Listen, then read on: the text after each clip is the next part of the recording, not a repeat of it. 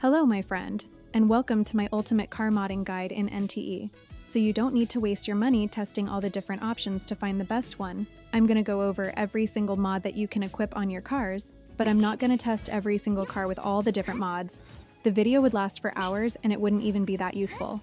But I will take the Griffin and the ST79 as examples to test the different mods in the second part of the video. Let's start with some settings. First, know that you can adjust your steering sensibility. Honestly, I didn't see much of a difference, but I'm playing on keyboard. You might see different results on mobile and controller. The other setting is the FPS. For some reason, your car drifts a lot more on 30 FPS than 120. So depending on your needs, feel free to adjust your FPS. I'm going to use 120 FPS for my tests. Now, let me go over the different mods. I'm going to take the Griffin as an example since all mods are available on this car, unlike other cars like the Pendragon. The first 6 mods are purely aesthetics, so I'm gonna skip them. Then we have the engine. It increases your max speed and acceleration a lot, so it's a no-brainer. Then the transmission increases the shift speed, so you're wasting less time not accelerating, so it's an indirect buff to your acceleration. Next up is the suspension. Honestly, I'm pretty sure it's useless. My guess is that your car will be a bit more bouncy, but it's not going to change how it drives. Feel free to correct me if I'm wrong. The handbrake is also pretty straightforward, it just works better. So it's going to help you in turns to slow down a lot beforehand, or when you drift. Moving on to the next 2 options and the most important ones, the tires and LSD. Here you see 4 options for the tires, the default one, basically the worst one.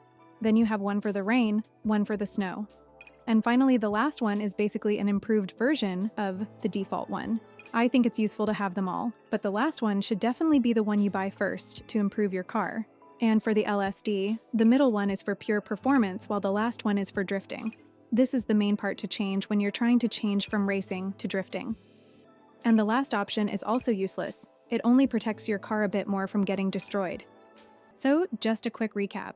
Assuming you have the default car and you're trying to turn it into a racing beast, you should start with the engine and transmission, because that's more impactful upgrades.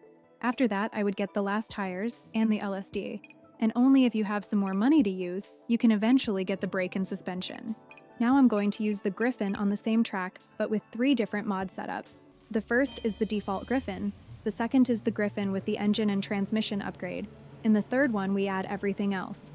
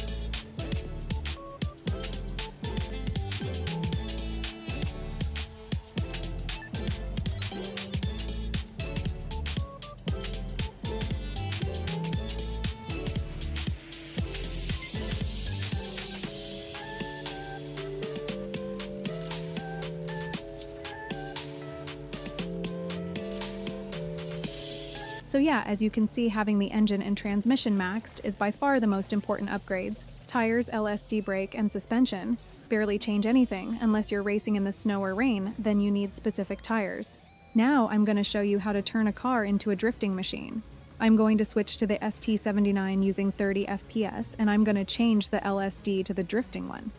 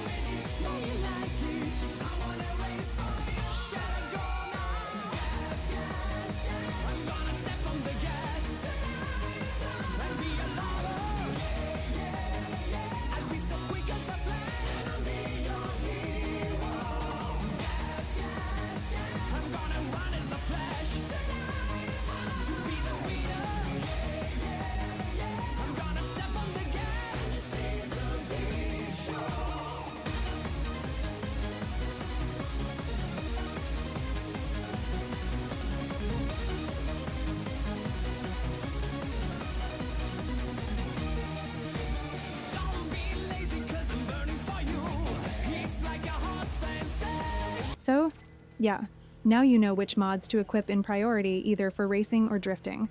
Let me know in the comments what you want to see next, and don't forget to subscribe. More NTE content is coming soon, and I'll see you in the next one.